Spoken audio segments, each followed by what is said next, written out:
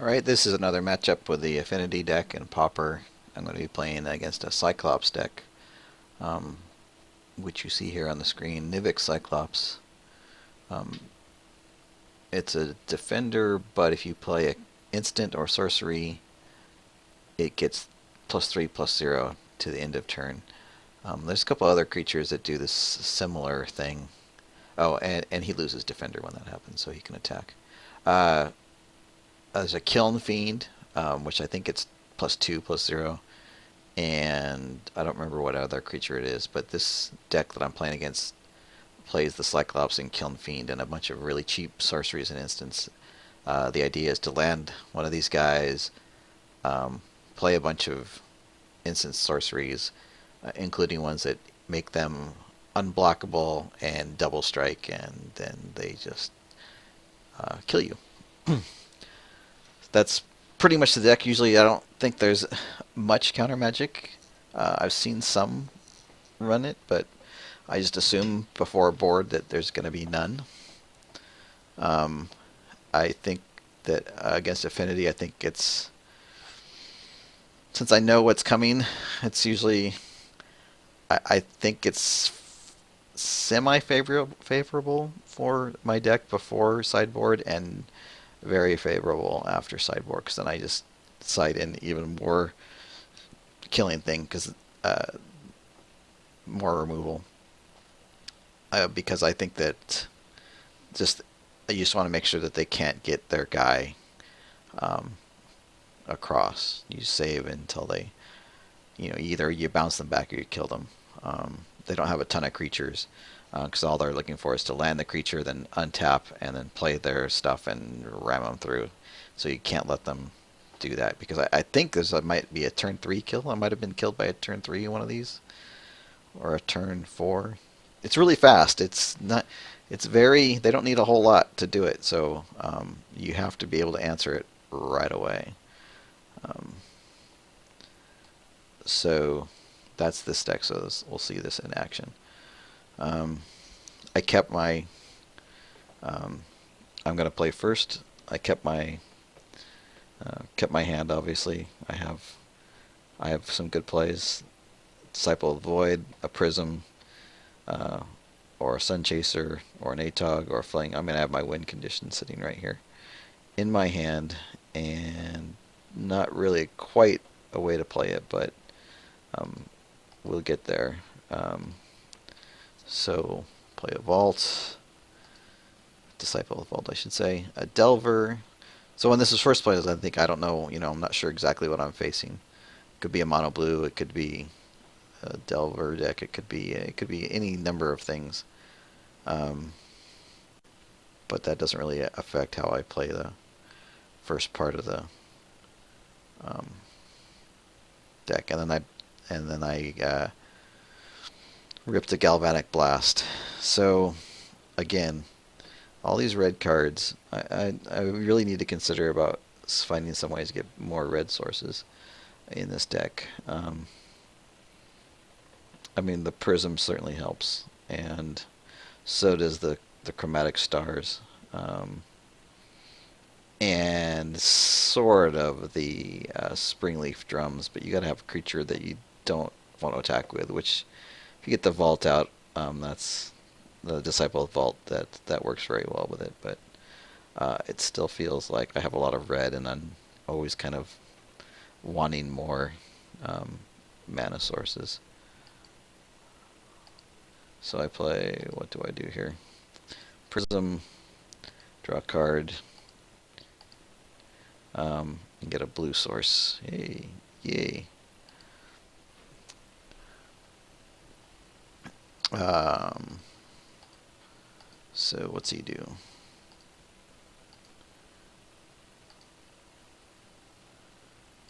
Plays the Is It Guildgate. So now I know I'm not playing against a mono blue, and probably not a post deck, but I could be wrong. He gets a flyer. What did he show me? A Mutagenic Growth, which is an annoying card.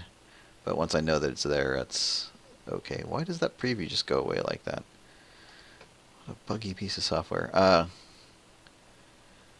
Because they can pay for it with life, so it's a sneaky combat trick.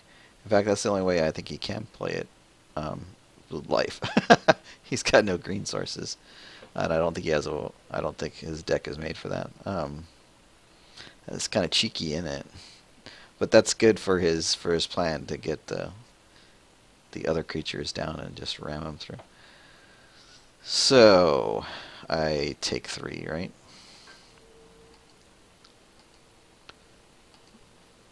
I mean, could have made it 5, but I guess he's guarding his life. So I know the mutagenic growth is there, but I don't know. I don't know why he wouldn't just throw that on there now. He has plans for it. Oh yeah, because that's not part of the. Right, right. Makes sense now. So I drew a drum, which is good. Gives me another way. Now I have access to 2 red mana if I need it. Hopefully I'm going to keep the blast back for something really threatening. This is not threatening. The aberration is not threatening.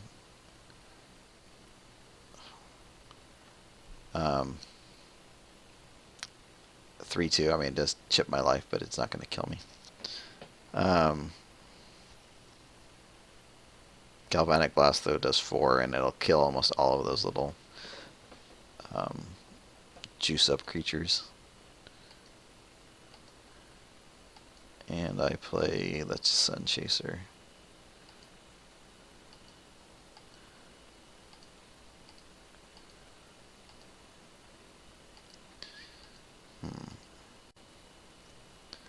Shadow Rift. See, this is usually something they throw on the creature, but he threw it on. I think he's just doing this to draw a card. Yeah. And very annoying. Cataxian Probe. I feel violated every time someone plays this, but did he cast it for his life? The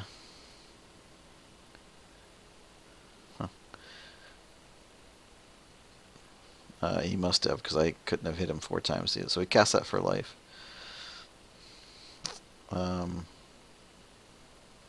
For 2 life. Mainly to draw a card. See what I've got. I mean, you should see that I've got a way to kill him.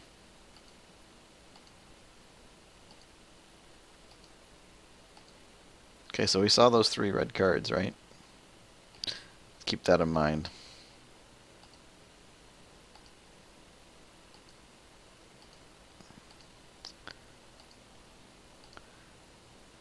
So I just swing with Sun Chaser because I don't really need the extra 1 point against the guy. And I do want to give myself access. That gives me 2 red sources, right? 1 from the drum. I need the Vault for Disciple for that, and the Prism. And plus, if he has any cheap tricks, like, something comes out, I just don't want to lose the Void, the Disciple, because of that. Because it's only 1 point. It's not worth the risk.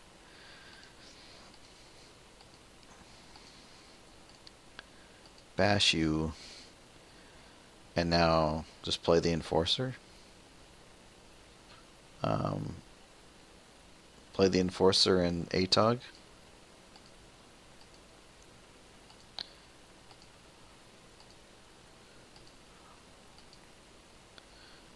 There you go.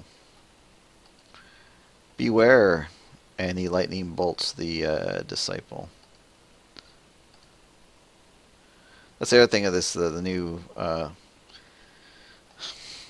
new client doesn't point to what you're targeting. You have to either read it in the chat, or I should have waited, and you can hover over the spell and it highlights what's being targeted, which is a little clunky. It doesn't tell you right away. It's just my opinion. I don't feel like I should have to click.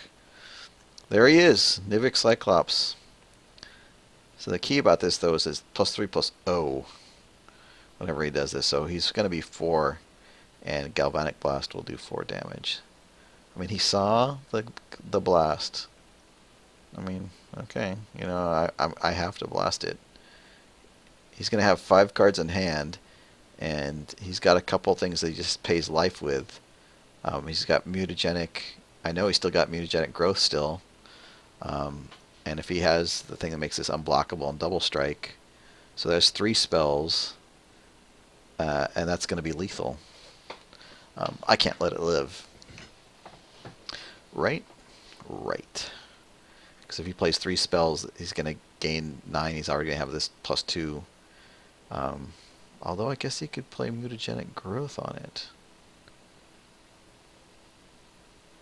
How did I not see that?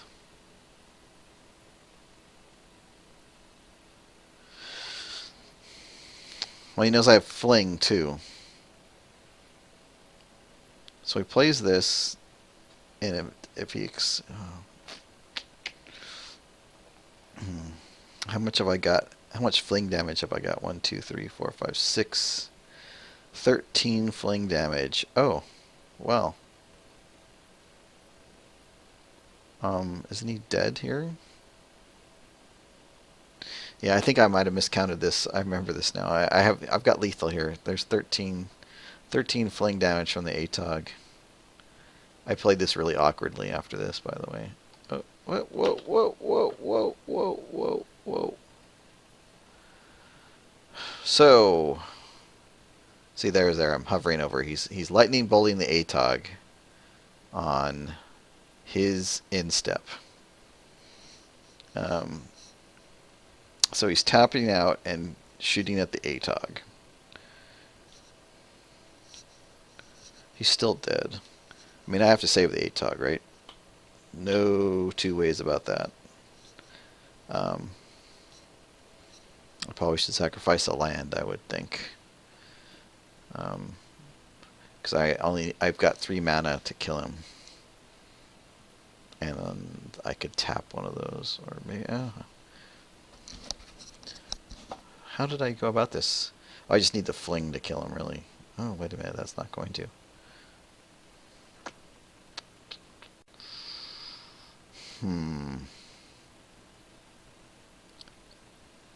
So do I...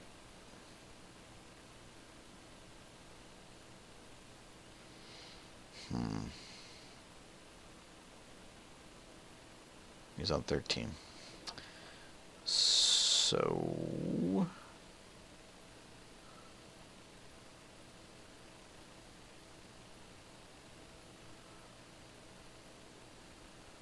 what do I sacrifice? I'm going to guess the drum. You know, I don't know the correct answer here. And there's the drum. I think that is the correct answer because I want to swing with all 3. Because now I don't have lethal on the ATOG. I have 1, 2, 3, 4, 5. I have 11 Fling damage on the ATOG.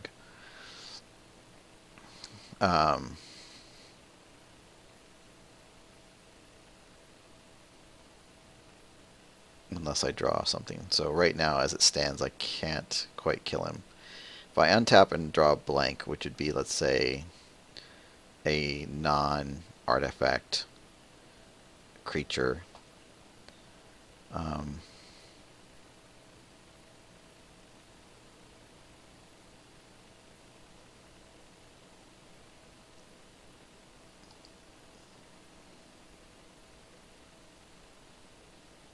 I don't really have lethal here. Although I would just swing with everybody. Let's see if this is the... so you go to untap. Yeah. Oh, then it shows my draw.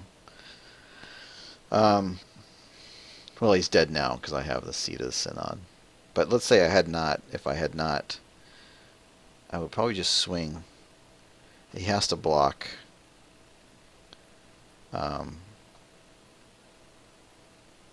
These two, he'd lose the Cyclops and the Aberration. These would trade. And I'd have ATOG. And if I just...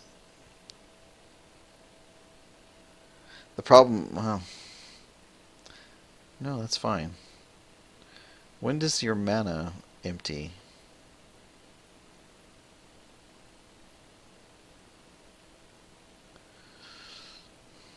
Because I don't think there's a way for me to pump the ATOG and throw him and get, like, damage. Oh, no. No, that works. The problem is that trying to get the mana in your pool. I mean, as long as I could sacrifice... Okay, one, two, three. Let's say I can't sacrifice him. 1, 2, 3, 4. Because I'd want to kill the Cyclops, because otherwise he can come back and kill me. 1, 2, 3, 4. 9. So I need to do 4 damage to him. So sacrifice 2. See, the problems with the mana, it's the timing's weird. I have to go back and look at it because it empties after each of these, I think. So there's no way for me to use the mana. I think I've tried this before and it just doesn't work right. The timing's all weird. I'll have to go back and look at the rules. And the Synod obviously just makes this all kind of moot, but I still think I started to misplay it. So I attack. I mean, I guess I could have just flung at him, but which is what I end up doing. And he ends up like trying to figure out how he wants to block this. And then I just flung everything. So I didn't really even need to attack.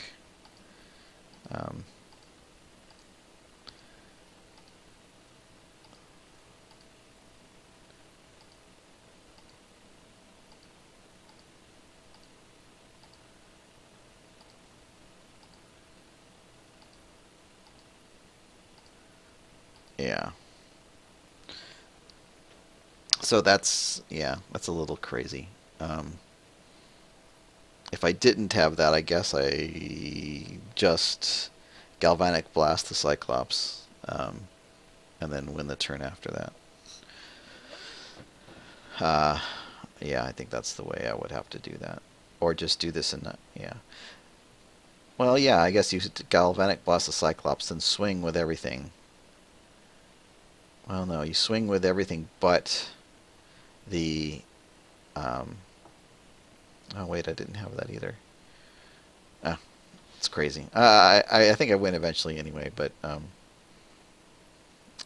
yeah, I would just end up having to Galvanic Blast the Cyclops. So, the next game...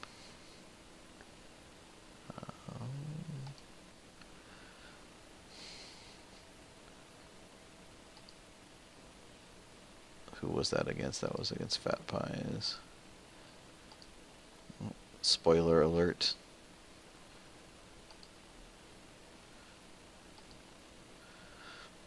So I board in more kill. I've got Doomblade, which is a kill target non-black creature. So it doesn't really care about how powerful or tough it is. And a 1 mana blue spell to kick a permanent back to the controller's hand, which I wish I could remember the name of that spell. But all these ways just to make sure that I have a way to answer, because that's the most important thing. If one of those things gets down and he untaps, I'm probably going to be dead.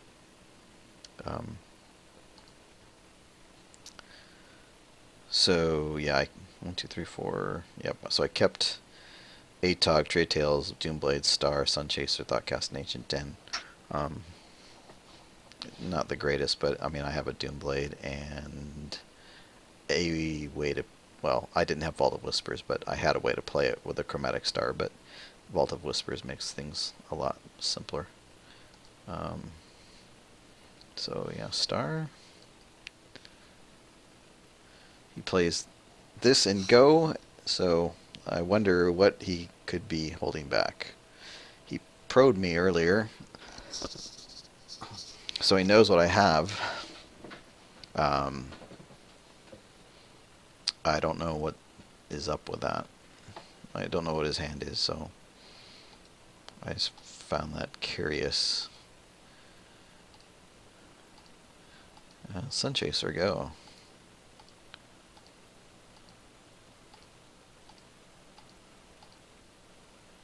Kiln Fiend, here's the other one.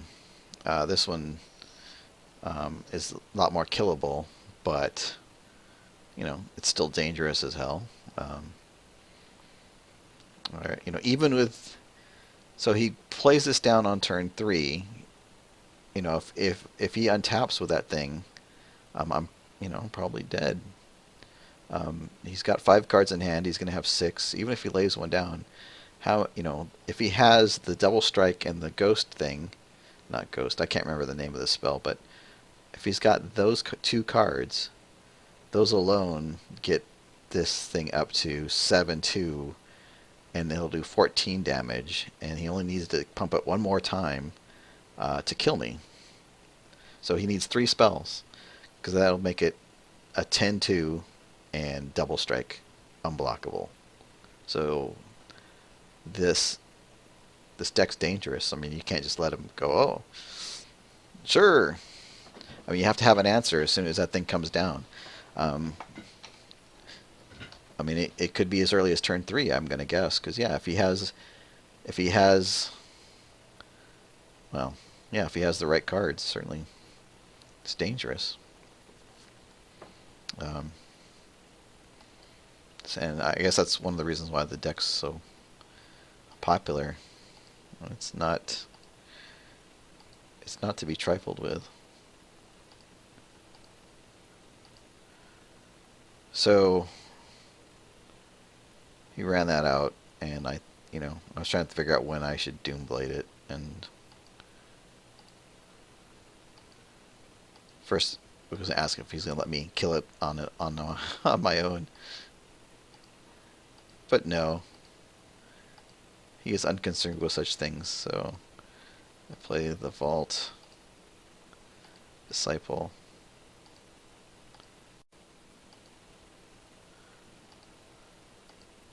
I think I let him do all this and then decide later if I need to kill it.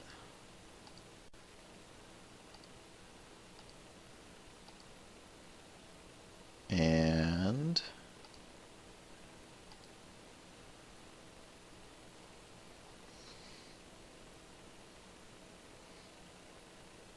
did I gamble here? I don't really know. I think those things are sorceries that really make it, because it's blockable right now. So I have to assume that he doesn't have the lethal.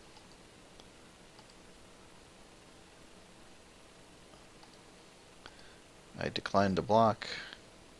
Oh, plus I can just wait. The Doomblade's an instant. If he pumps it anymore to make it where it'd be lethal, I would just kill it. So I take the 4. I'm okay with that. Now he plays a Kiln Fiend. Now I think I have to kill. Yeah.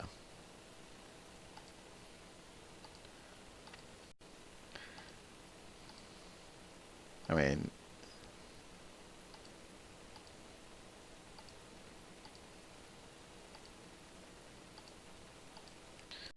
and I could just blast the other one. Oh, I didn't have a red. Oh, I did have a red source, because I could have played the Springleaf Drum and then been able to do it. But I just think I do it here. It's like, drum, thought cast, and see what else I can pull out. Forcer, star. This deck is a little nuts sometimes. Blast away the Fiend. Play the Enforcer. So that was a little crazy.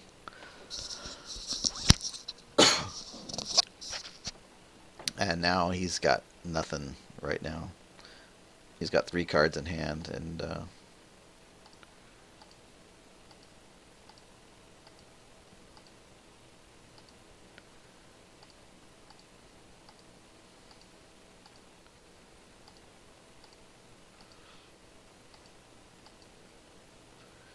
Ponder, okay. Digging for answers. Kiln Fiend, okay. Hmm.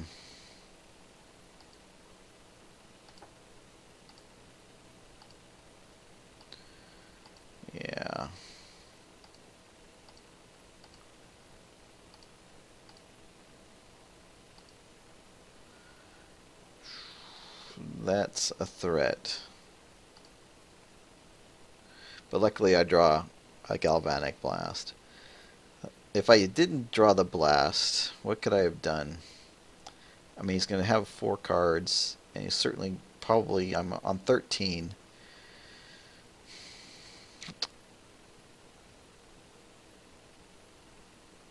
He's on 11. I probably just kill him with the ATOG. You play the ATOG, then sacrifice everything to it. Because if I swing here, let's just assume I'm without the Galvanic Blast. Swing with the Enforcer and the Sun Chaser. He's not going to block because that's his win condition. And if he uses something to save it, you know. So what I should do is you play the ATOG first. So play ATOG. Oh, I also have the Chromatic Star to throw away and dig for something too. But let's assume that doesn't hit. So you play the ATOG. You swing with the Enforcer and the Sun Chaser. Assume that well, if he doesn't block, he's just straight out dead. Because I hit for 7 and then I just sacrifice 4 and he dies. So you play the ATOG. He has to block the Enforcer. It takes 3. 1, 2, 3, 4, 5, 6, 7. 7. I think you would just then crack the star and see what you got. And if you drew a land, that would be good. Almost anything that's not a non-artifact creature. Well, yeah. Play ATOG, you swing, he has to block. He loses the Kiln Fiend. And I think he's just dead. I mean, he's only got 1 mana to play to pump the Kiln Fiend, but it just kills my Enforcer, which I sack, and it still costs you a life. He's pretty much dead. There's nothing he can do. Yeah. Nothing. ATOG and Disciple.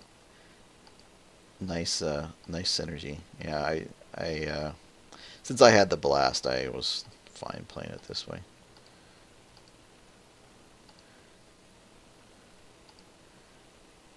And I just went ahead and killed it here.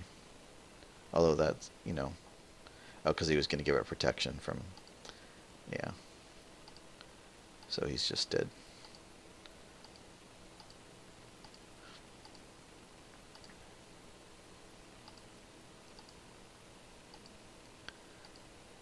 Well, because I had that in hand, I was able to do this to play the ATOG later and just kill him now.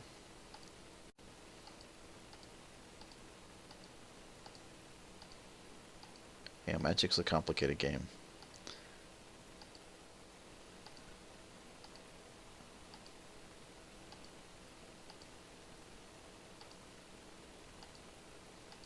There's nothing he can really do to prevent that, so that's the end of that game.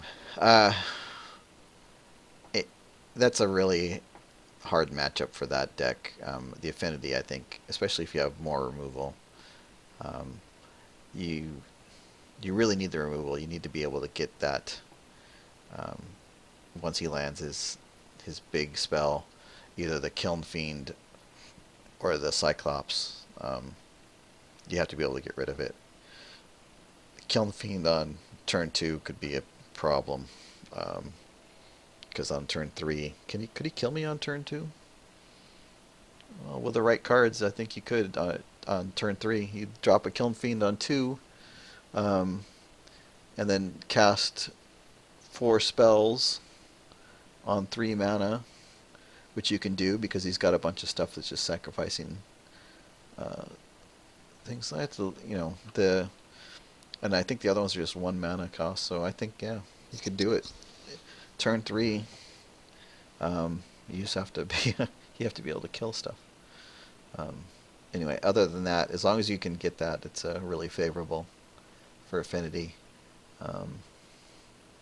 That's all that that matchup comes down to. Can you kill that creature? You don't care about the Delver. Um, the Delver doesn't mean anything in that matchup.